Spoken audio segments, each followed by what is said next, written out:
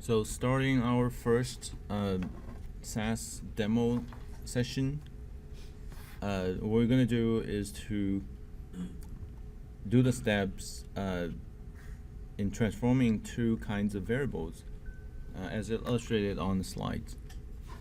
So open up the previous project.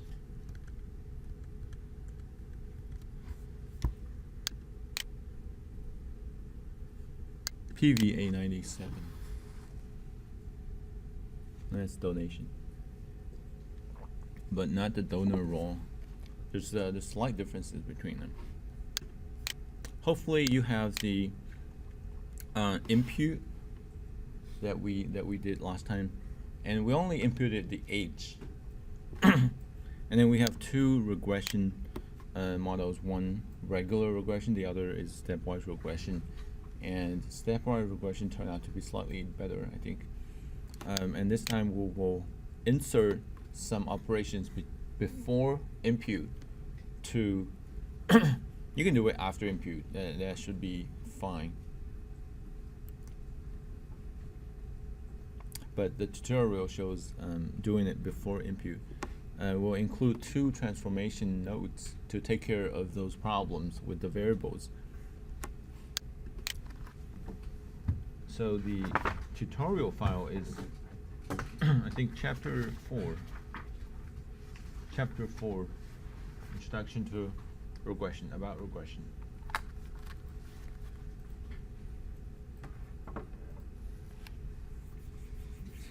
Everybody's good?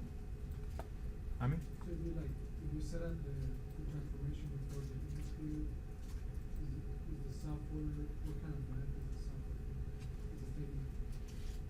Is it doing an app? Well, the difference is input will use slightly different set of variables to do the input. You know, if input is before the transformation, then input uses all the original columns. Otherwise, it's using the transformed versions of those columns. You couldn't tell very easily which one is better, but I would say it's two nuances. It's not something that you want to dig too much on. Yeah.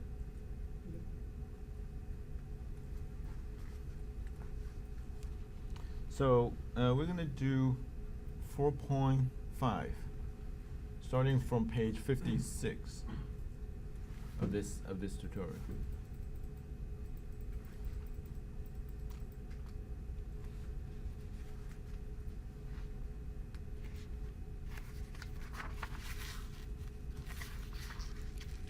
And so here again, we will use the transform variables node. And as I said earlier, that node is very useful as you begin the project to get to know the data set. You know, it's one node where you can interactively see the distribution of every input variable, even a target variable, without generating any, graphs. It just generates a graph for you, and you can iterate through the variables quickly to have a general impression of potential problems of all the input variables. It is and now it's delivering more sugar to us because we can do more things here. So to start out, we'll break the link between data partition and input and kind of, slightly move them, go to the side. We have more important things to do now. And then bring more transform variables node, which is under modify.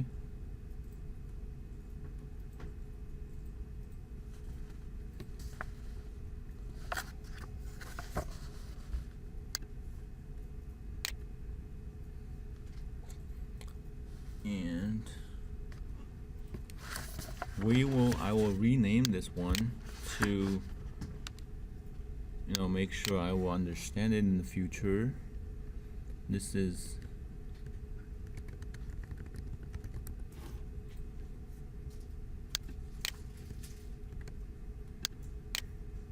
log transformation which will only enact on a select list of variables.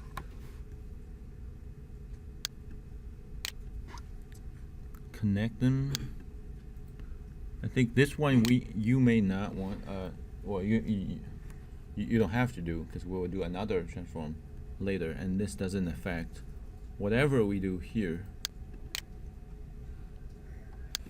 And let's see. And first things first, whatever exploration tool, transform is an exploration tool. You can see the distributions. Whatever you deal with this, if the data set is not large, always get the benefits of seeing the entire data set when you explore. So for transformation, I would, first thing is to make sure I select all the sample here. But here, it's slightly different from before. We have something in the middle. We have a data partition. So everything we see here is in the training set, not the validation set. But still, it's more than taking a random sample.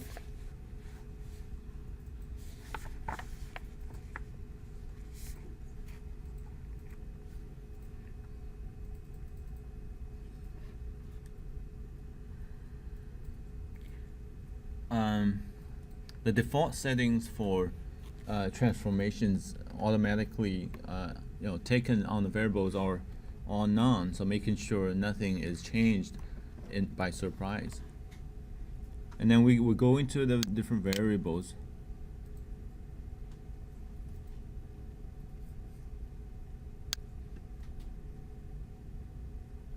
And here you have the option to turn on the label. So sometimes when you browse the data set, like when I did it last time, I was surprised seeing some of the variables not there, just because the headers are showing labels instead of the real name of the column. So being familiar with the labels, now and then, can help you to eliminate some surprises. So here, what we are going to do is to see the distribution of some of the variables. We'll just follow the tutorial. Which page is the tutorial? Starting 56. It's 4-56. I'm now, no problem. I'm now on 59. So I'm going to take all the gift amount type of variables. It's all grouped together. That's making the selection very easy.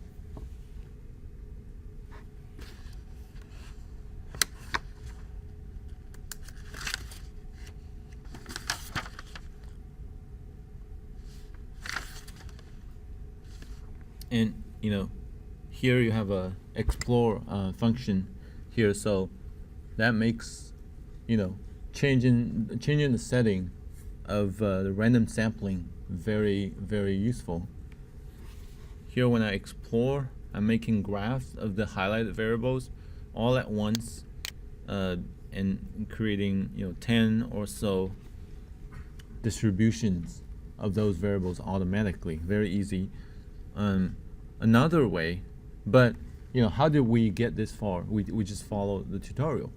But before you have a good idea of the data set, you can use the interactive. You can use the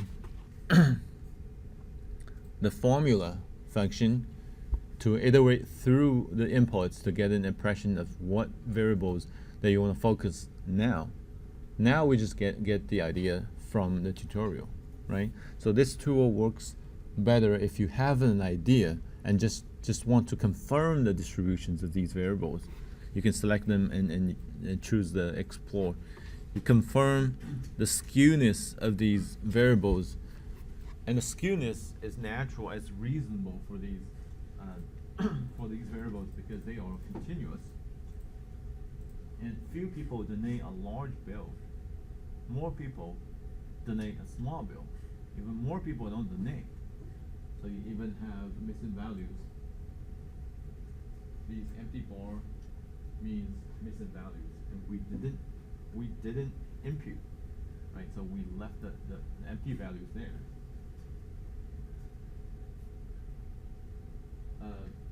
The other variables simply measure the cumulative amount of gift over a different time window. And so you have different nuances here.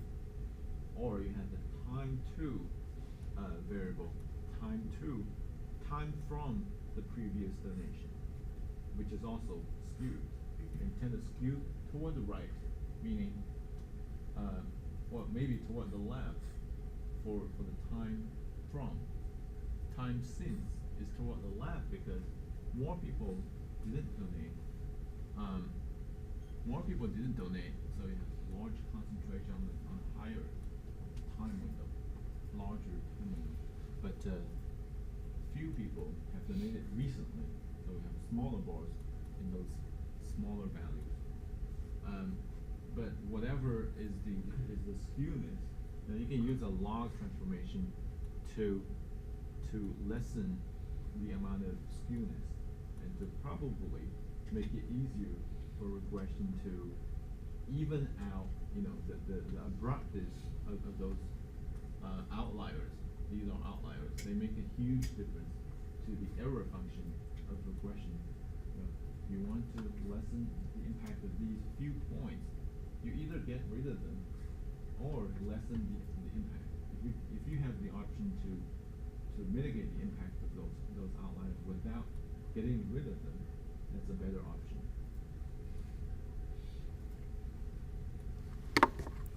So, after confirming their distributions, we can exit the exploration, and then we can customize the method for these variables.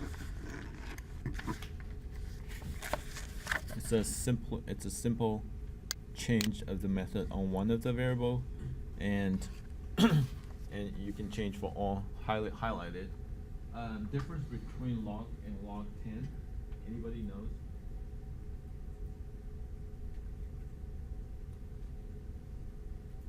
Is that log the natural log? Yes. So what do you think is log 10? Log based. Log base. It simply changes the scale of it without having any impact on the hypothesis has no impact at all. Well, maybe some impact, because it depends on the dynamic with the other inputs.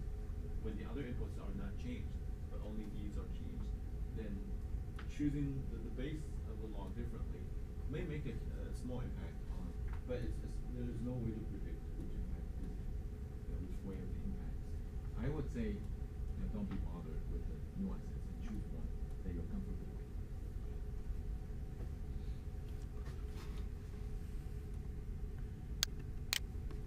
But what is changed in a meaningful level is the interpretation of the result.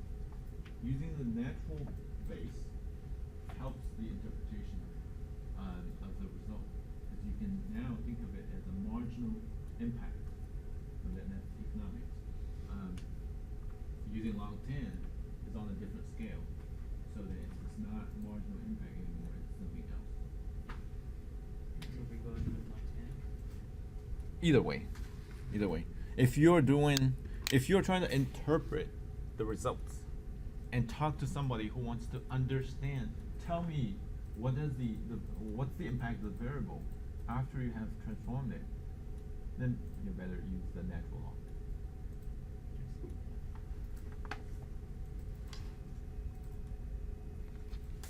Does that make sense, Daniel? Okay, and what to do? Okay.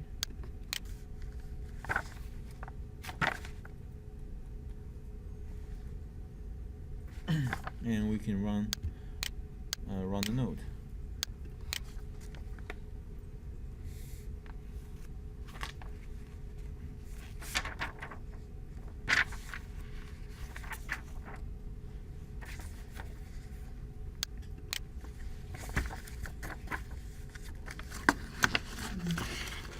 Now the results section is not long.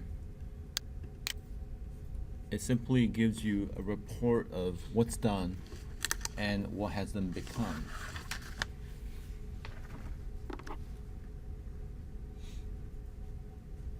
the original variables become something that has a prefix of log. If it's log 10 base, then log 10. Still interval, if you know the logarithm mechanism. And the formula is this. Why do you have to add 1? When before taking the log, the original variable is added with 1. Because there are values of 0 possibly for some of the variables. And log 0 will produce missing. Log 0 is not logical. So we add a small number which eliminates the big problem. And it doesn't change the overall result. So that's it. And all the original variables will be the row will be changed to reject from this node on. So you don't have to manually deselect them.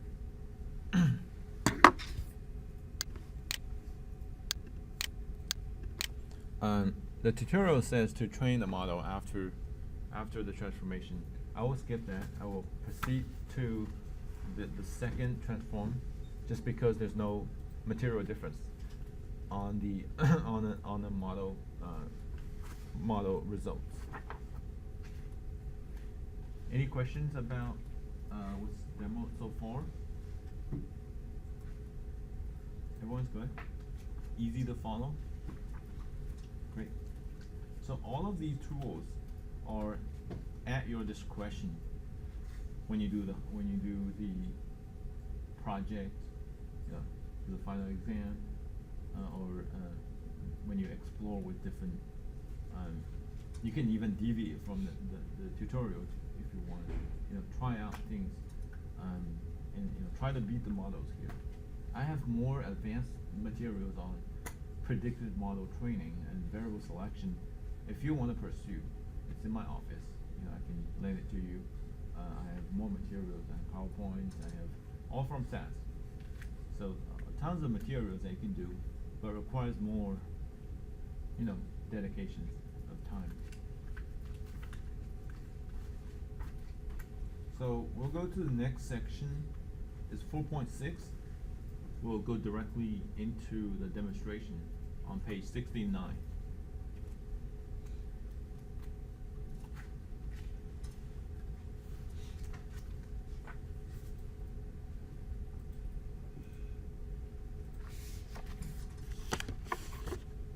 Wait, then I'll bring a second transformation.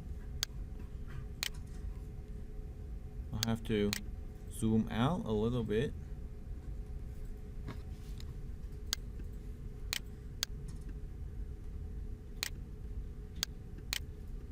And now I can complete the loop. And again, I will rename it to make it explicit. So this one is relabeling or relabel categorical or rebin, something like that, or binning. Excuse me.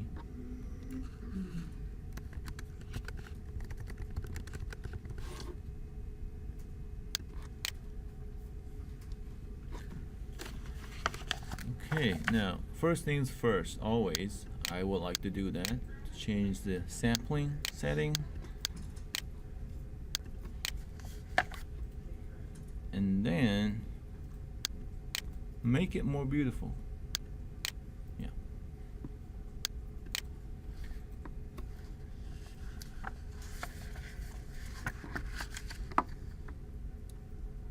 Wait, I think it's a replacement.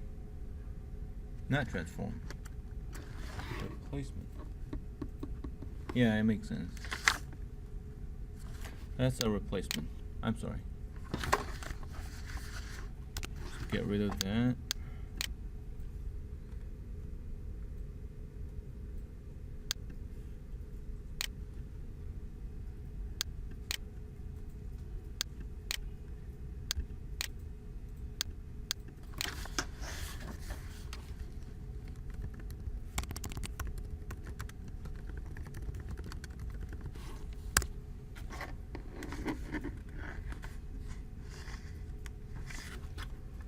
So why replacement?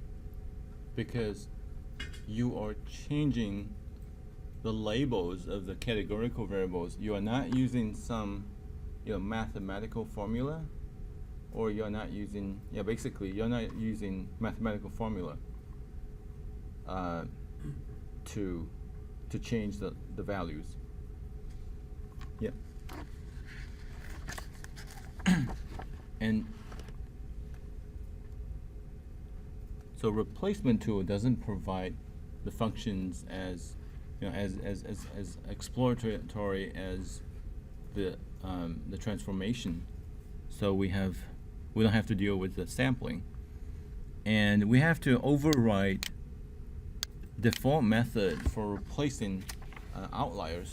We don't have to set an arbitrary limit for every single interval variable to get rid of or to turn outliers into missing. We don't want to do that blindly. We want to have more control on what we do. So change the default limits method to none. Takes away the automatic outlier clearance. So now you can go into replacement editor to change the specific labels for the variables. So what are we dealing with?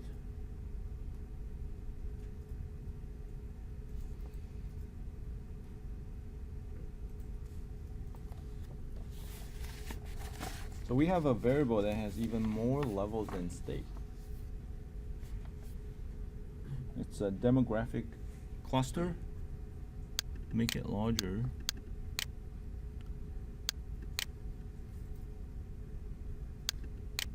See the labels.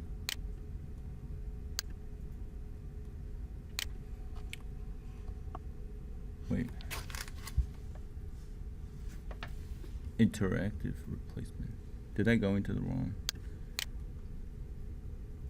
Yeah. I should have gone to the replacement editor for the class variable.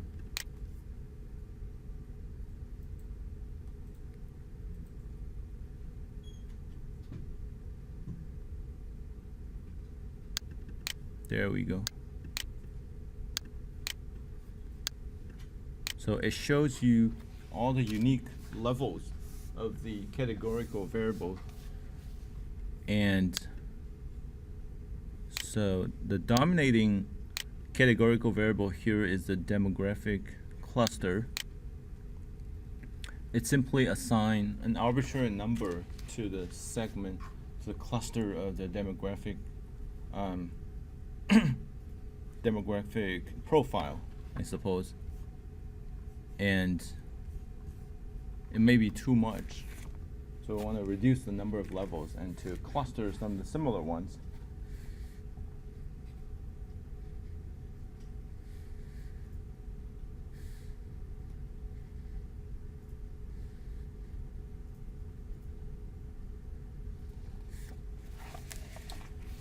Okay. So we're going to combine the labels of another categorical variable.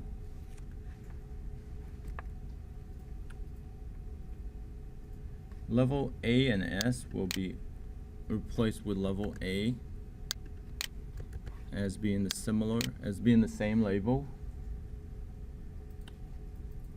Label F and N will be replaced with label N.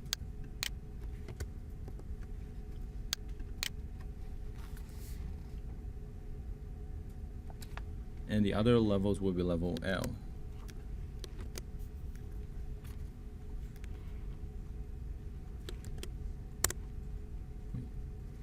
Well, L is L. Wait, why not?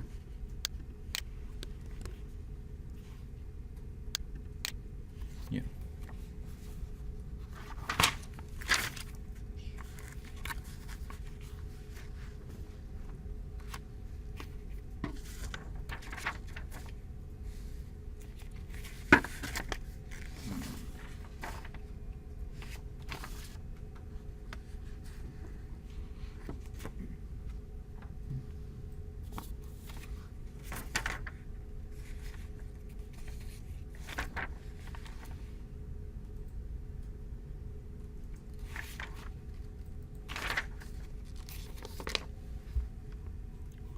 I suppose you don't have to do the same.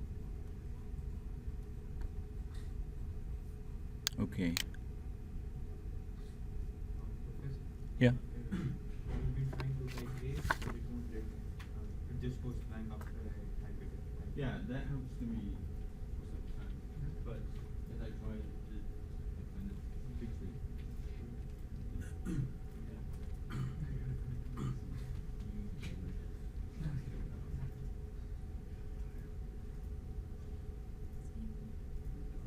So, using enter, you should click somewhere else. No, I can like control C. I mean, you other, it's similar to. No, I had it, but I just couldn't. When you click somewhere else, then it will work.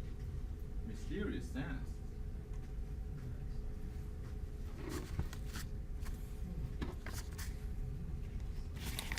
Then run the node.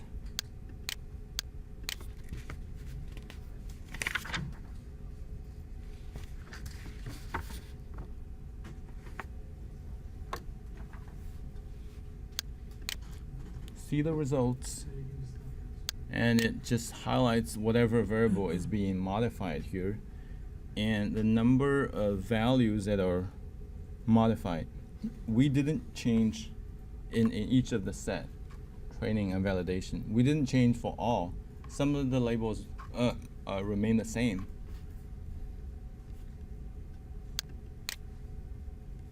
And this is a highlight of the change. You know, this is the opportunity to confirm that you did whatever you intended to do. And after that, let's train the regression and see.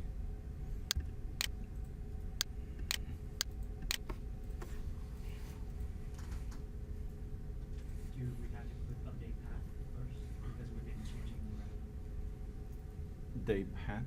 right click on that and then click update path. No, you don't have to. When you run, it Oh, it's updates the updating. path. So, I'm not sure if you remember the performances of the previous stepwise regression, but the validation performance on misclassification rate 0.420. Is it better or worse? Let's see.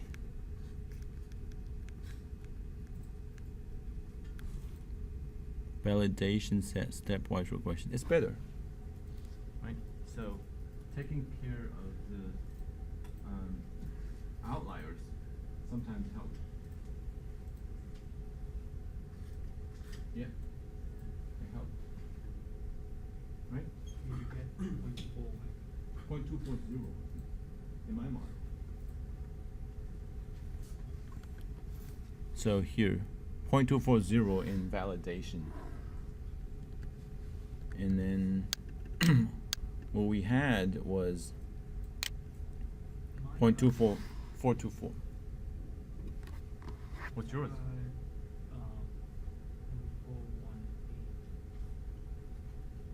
418. It's better.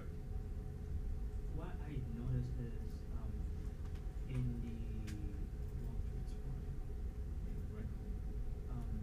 I didn't select the version class. Oh, maybe. Yeah, you didn't select all of them. Yeah, and I choose Right. log natural. Did you Yeah. change to log natural? Or you Yeah, I did- changed to non-natural. So the only difference is the two. Mhm. And the data partition are exactly the same because we use the default Yeah. randomization C. Yeah. So now we're producing exactly the same partition. Our partitions are the same. The only difference is the log transformation, which variables we can interpret. Mhm. So, you know, it depends on, it's luck. Who knows, right?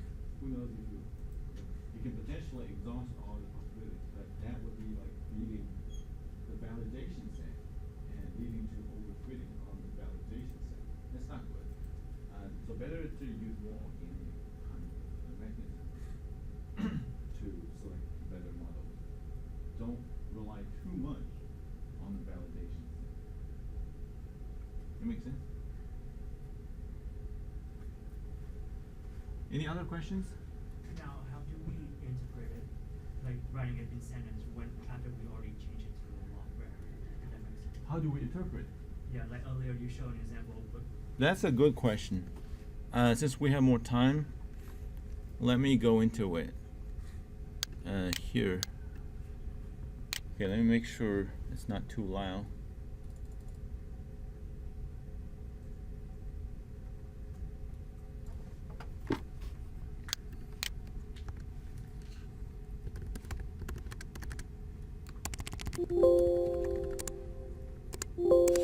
You can go quickly to the selected model, and then I would like to interpret the coefficients of the selected model.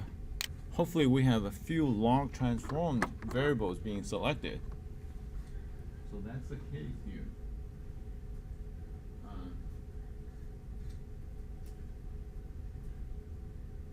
It's trickier than I initially thought. I didn't think of the target type.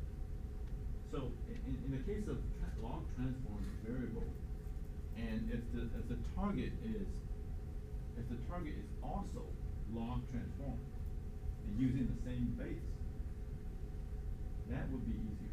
And even if the target is not transformed, if it's interval variable, that's easier to interpret. So here, for a moment, pretend that the target is interval. Let's say not the donor or not. It's the donation amount, suppose, right? It should have the same sign. So the two goes in the same direction. Let's say gift time last. Okay, that's interesting. So time since the last donation, assuming that these people have donated. Well, it'll be very large if people haven't donated. Right? It's the beginning of time. Beginning of time for this variable for those who didn't donate before. So this variable has a negative coefficient when after log transformation. What that means is for every one unit increase in time since the last donation, let's say 1 week. For every increase of 1 week since the last donation occurred, the amount of, pretending that we're working on an interval variable, the amount of expected donation on average would decrease by, let's see, by how much? It's a log transformation, would decrease by certain percentage.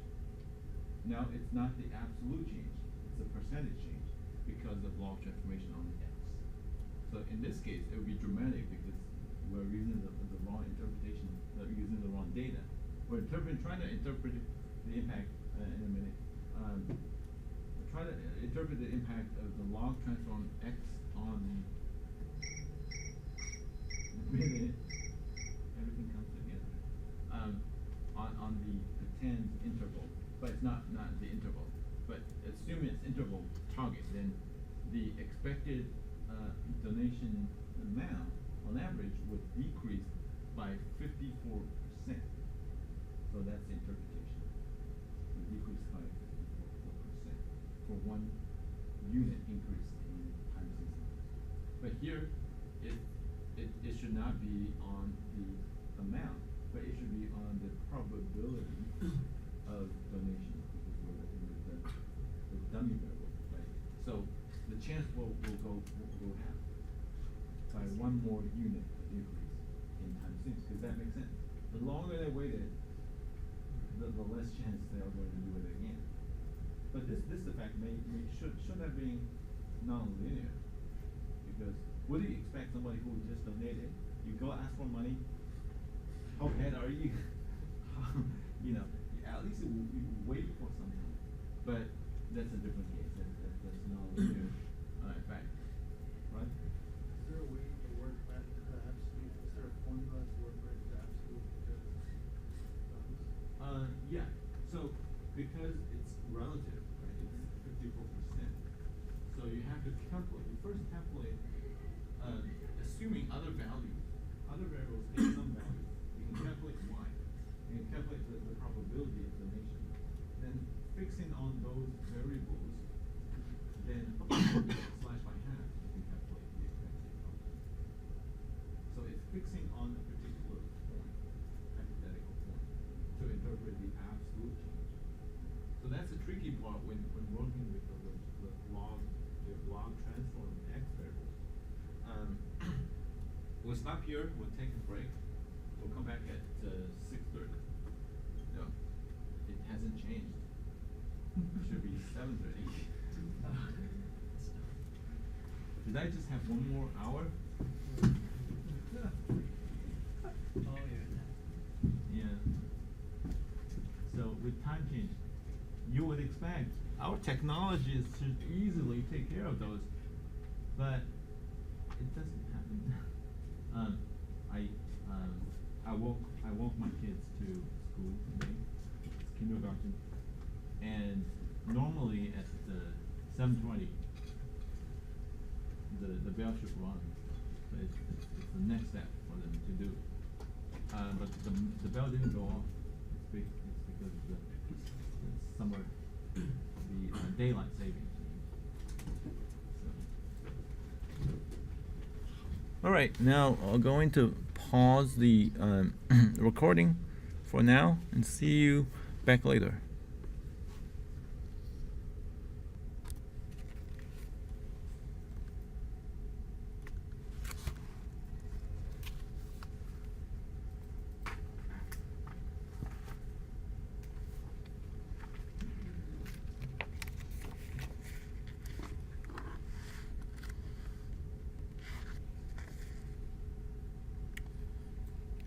Okay, after a long pause, we're resuming the technical recordings.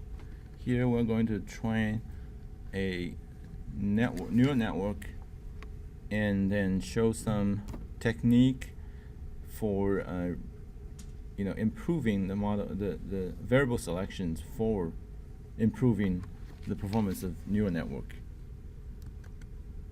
Okay, we'll bring out our project. So I'm going to go to the page 512.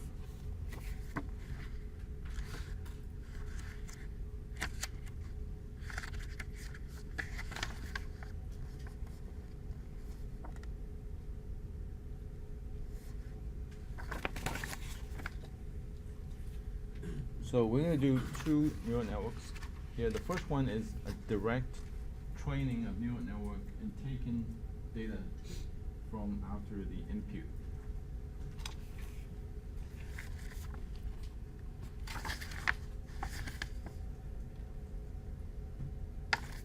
Right.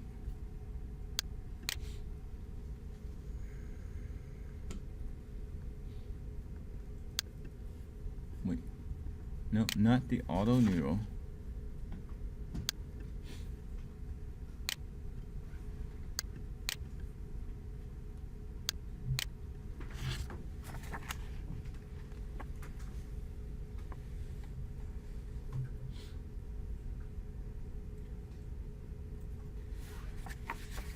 There's some settings to take care of based on the tutorial.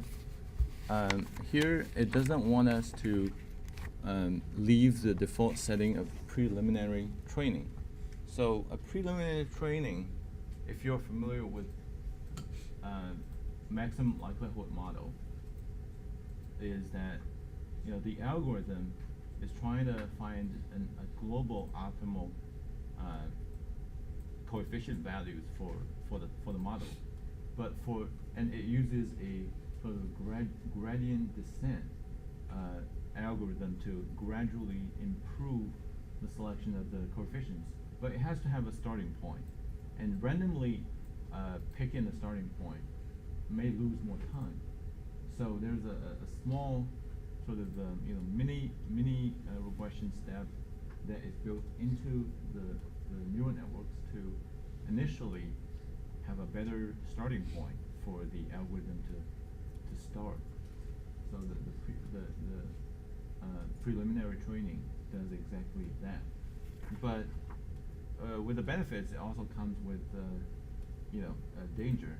It could select based on regression is not as sort of smart, So it could find a local optima and a local point that the model may be tricked into thinking, in this region, if I optimize if I optimize the coefficients, I will have the global optimal point. But it may be stuck at the local regions.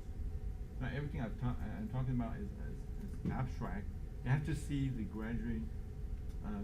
gradient descent graph to understand what I'm talking about. So anyway, so that's trying to explain what the preliminary training is doing.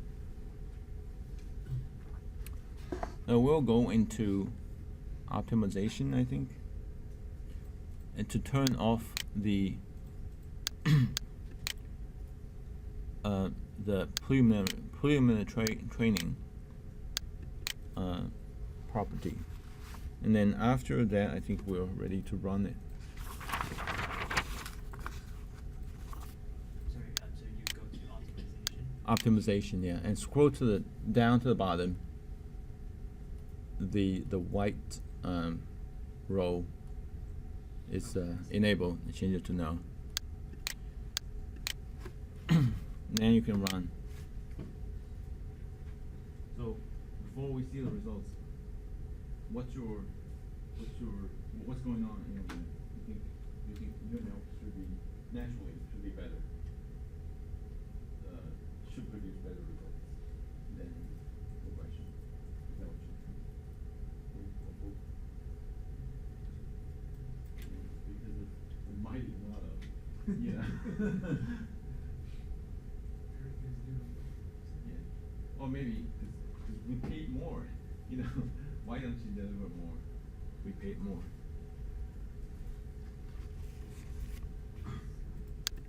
And since I had seen the validation performance earlier from the stepwise regression after we have transformed the two types of variables. Let's see the performance. You have some of the unique metrics here that is not available in other models, but that's fine.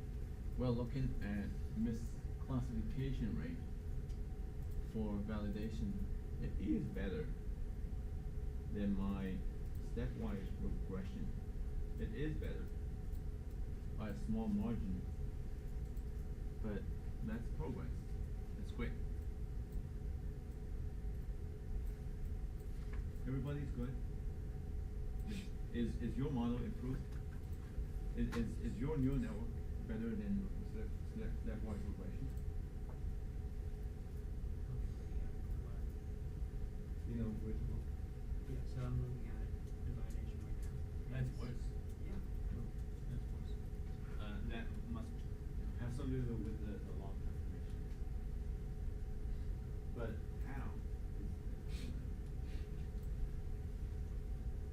But still, keep in mind, even though we have twofold cross-validation, we are still betting a lot on single data partition, right?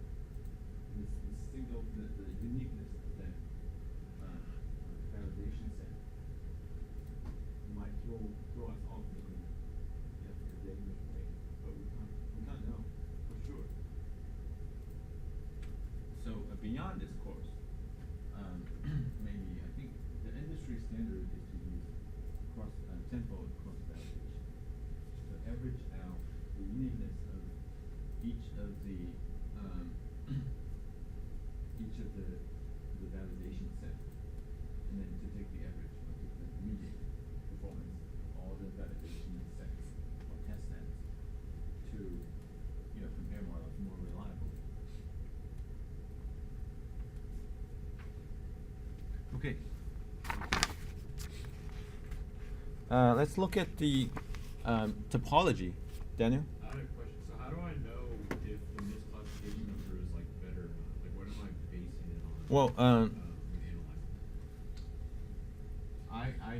I was comparing that with my memory of what I showed earlier from the stepwise regression. So, but to formally compare, you can use the model for comparison. I didn't use it, but since I remember what was happening before, but to make it easier, always. And you're you wanting use it to that. be a higher number or a lower number? Well, that's a good question. So misclassification is it good or bad?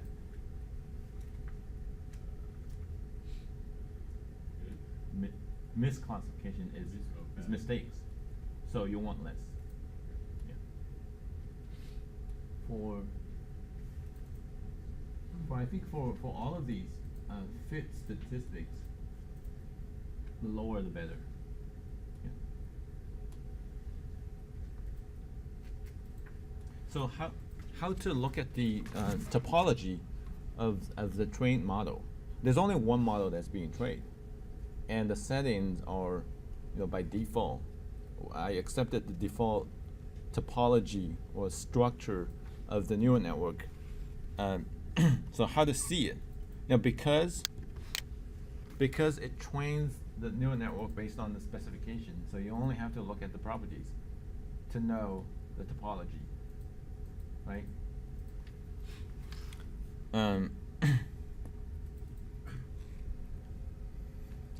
Here it's a network. Go into the network property. Number of hidden units is 3. So that answers one part of the question. There are 3 hidden neurons in the hidden layer. There's always going to be only one hidden layer in SAS, right? And based on the type of the target, it's a binary target. So in SAS that there's only one output neuron for this model. Always one, I think. Even if you have other neural network nodes may be able to predict 2 outcomes at the same time. So it may be able to predict the donation decision as well as the donation amount in the same model. So that's going to be 2 output neurons. Here, for the homework's sake and for the scope of this course, we're only working with one output neuron. And the hidden neurons are dictated by the setting. But the number of input neurons, that is a little trickier. Because you see, there's no direct correspondence between the number of inputs that you included with the number of input neurons. Because for every categorical variable, a dummy variable has to be created to accommodate the unique label. So then, the more labels that you have in the class variables, the more hidden units. The more input units, the more input neurons you will have in the input layer. So you have you can go into the results to count how many input neurons are in this model. So I will show you how to get that.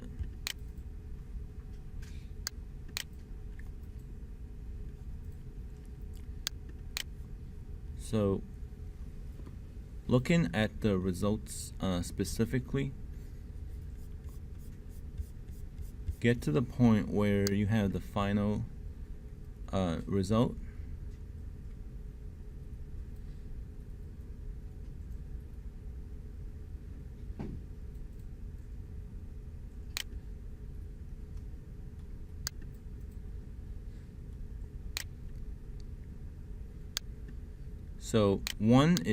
So you have 2 large sections. Each has 250 rows. You have this section and this section.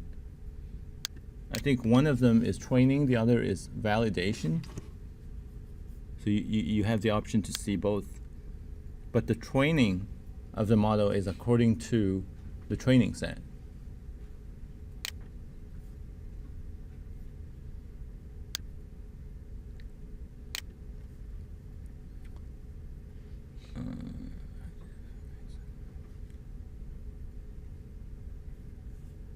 Okay, so how to read this table to get the information we want.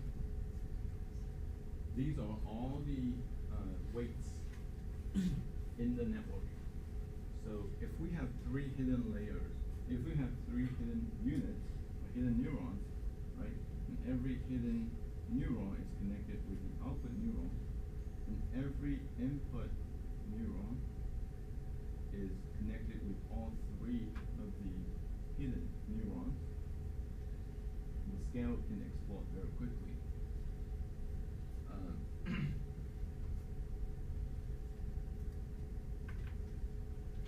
The each hidden,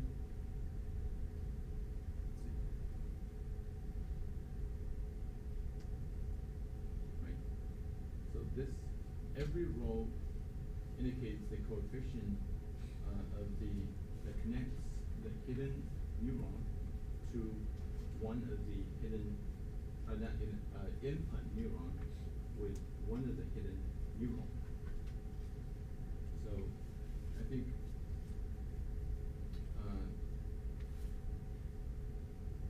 hidden layer 1, hidden layer 2, and hidden layer 3.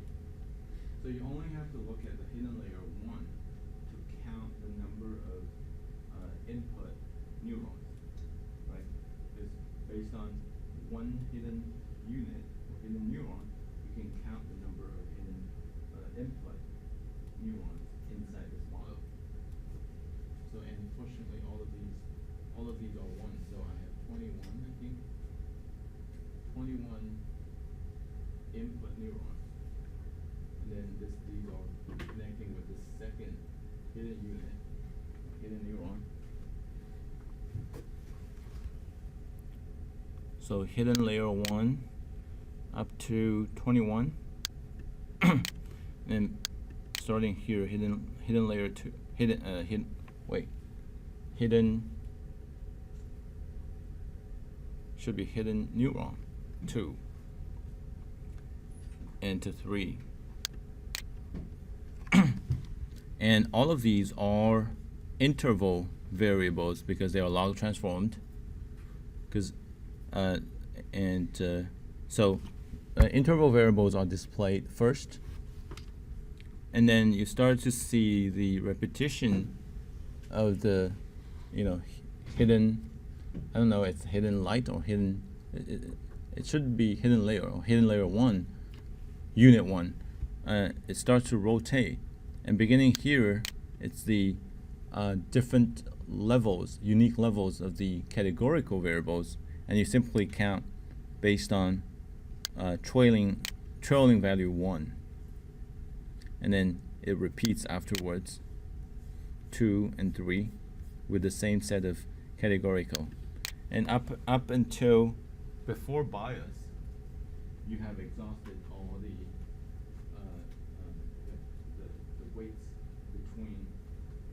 weights of the connection between the input neurons with the hidden neuron. So, and the network is very structured, it's very symmetric, right? So you simply take the number here, and based on the number of hidden units, divide this number by that number, you have the number of input neurons, right? And make sure this is divisible by 3. Yeah. So divided by 3 is 81. You have 81 input neurons here. The bias, what is the bias? The bias is similar to the intercept of each of the hidden units. And you'll see that in the video. And here is connecting the hidden layer to the output neuron. Right? And then one last thing is the bias of the second layer.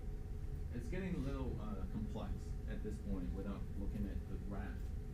But taking the first section, a big number, divided by the number of hidden units, you get the number of input units, input neurons. So that will be the third component of your answer to the topology of neural network. Make sense? Make sense. Great. Nobody falls asleep. That's my goal. Jeez. All right. So the next one is to sort of improve the variable selection here for the neural networks. As you can see, there's no step or no component in the neural networks that enable you to eliminate or prioritize any of the input variables, right? There's no mechanism different from decision trees, different from the regressions. But does it mean that there is no overfitting graph?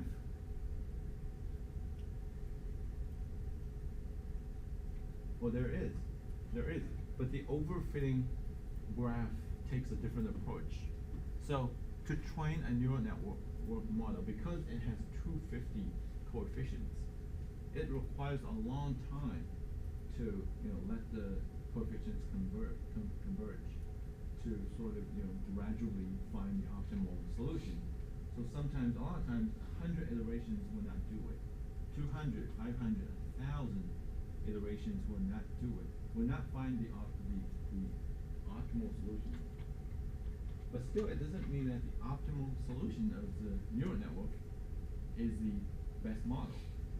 Because if it converged and it has a large network, it's typically overfitting. So it's somewhere between the beginning of time and the whatever the stopping point might be the best model. So again, we take the model as of every iteration and turns it into a submodel, right? Because we retain all the results. And we compare it using the validation set and compare, see the overfitting chart and select the best model. So you can get the report, get the chart similarly as with the other models, but just different menu. It's under model. It's already produced for you. So the red is the validation, and you see that as soon as, and let me change the metric. So we are dealing the binary outcome. As soon as, and it's not selecting the best because I have accepted the default setting of the model selection metric as the average squared error. So it's off slightly a little bit if we look at the misclassification rate, but it's not off by too much. Anyway, so in each of these steps, the model is trying to optimize to improve the weights. There are 250 weights over there, and right, the 250 weights. Every time something gets improved or something gets even worse, because the overall goal is to minimize the error of the entire sample based on the model structure. So you see sometimes at first it goes all good. For the training set performance, even plateaus, it didn't improve at all. Some middle steps, but then it improves later and comes back. Even for training, it can come back. That means the model is negotiating and balancing all the error sources and trying to improve. But overall, it improves this. And the default stop point is 50 iterations, so it stopped without going further. You can increase this number to 500, and you may see the line continuously go down, but this line continuously go up because of overfitting. That make sense? Yeah. Okay, now, so what is the best model we have? I have to, assuming that we only train 50 iterations, which seems enough, I have to modify the optimization, I have to modify the model selection criteria. So let me change it to misclassification and retrain the model. And that's how we can compare this neural network with the next neural network.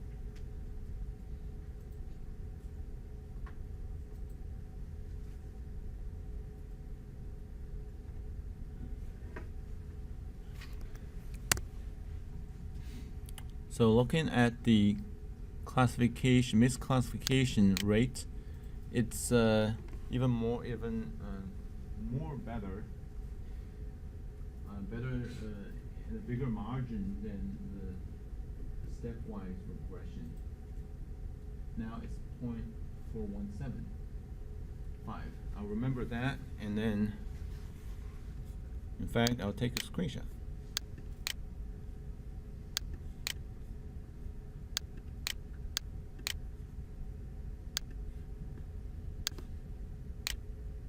What did they include that? This way. Okay. I'll save that result and we'll see.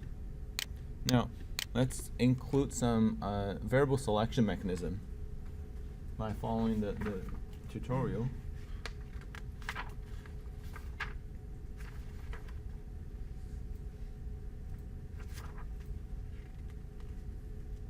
And I have skipped some steps in the remaining section of 5.1. It shows you how to release the restriction of 50 iterations, and you can allow the model to go to train to 100 iterations and even more. So it shows you how to do that. But doing that would be no use, because the best model is at 21 or maybe 8 or 9 iterations. So I'm demoing the 5-2 on page 21. So, let's see.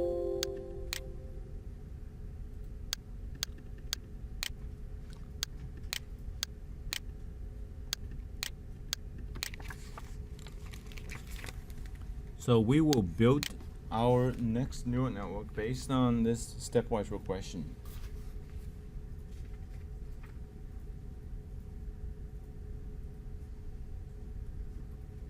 Right. So in the tutorial, it connects with the plane regression. Or maybe it's just the name is not updated. I think there's some selection going on in that regression, similar to what we have here in the stepwise regression. So what this does, stepwise regression, is it not only goes through a selection process and produce the what it considers the best submodel of the regression. It also changes based on the optimal model. It changes the role. It changes the role of those deselected inputs to reject. So it automatically rejects those not selected inputs into the next step, whatever is connected to the downstream, right? So if we connect a neural network to the stepwise regression, then the neural network is only using those variables that are included in the optimal model of stepwise regression. So that serves as a natural sort of smart variable selection step, right? To hopefully manage the the complexity of the neural networks.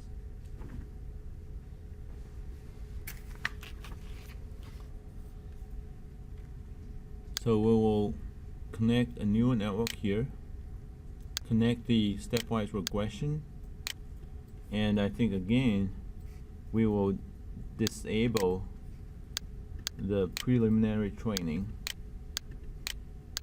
just to conduct a fair comparison.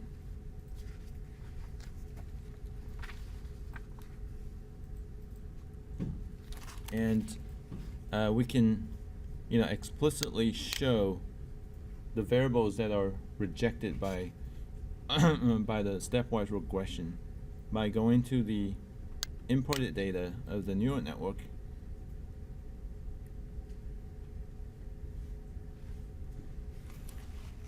Wait, it's not there.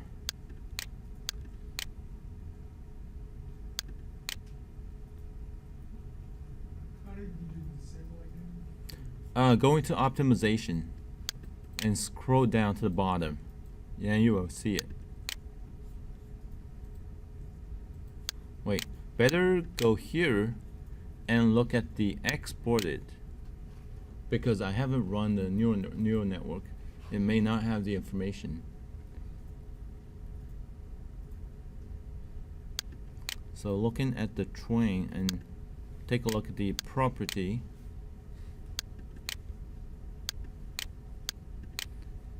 Look at the variables with the labels.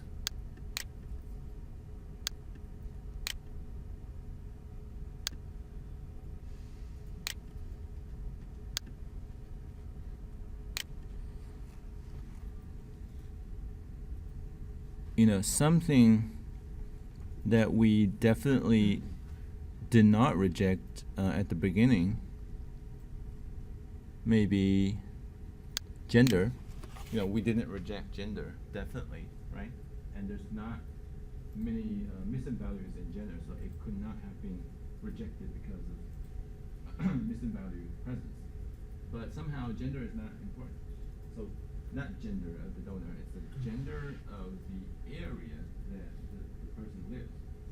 You know, the percentage of gender of the area that the donor lives is not important. So the stepwise progression did not select it.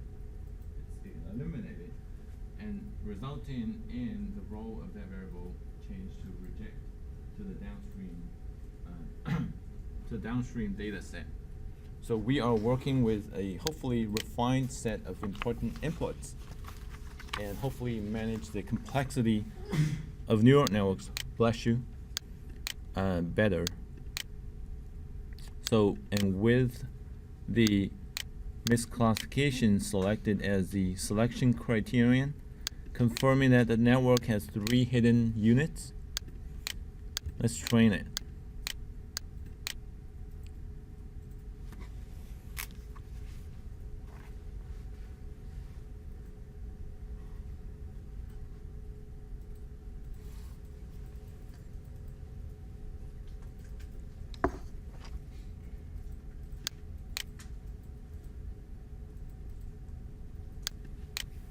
It's worse. It's worse than the neural network that used all the inputs. So, you know, it's somewhat a mystery. So it doesn't always work as you thought. But try out different things, right? The best model is still selected as the 5th, you know, a small number of steps, and you can get to the best model. But the thing here is that the performance kind of plateaus, right? For both the sets, given a limited number of inputs, the model can only extract this much of intel. So I think it somehow reflects the fact that this bundle of selected inputs kind of limits the potential of the neural network, and it makes the model underfitting instead of overfitting, right? Does that make sense? Because the performance plateaus, you don't see that bifurcating, you know, obvious overfitting graph, because the model may be truly underfitting. So that is a sign for you to increase the complexity of the model.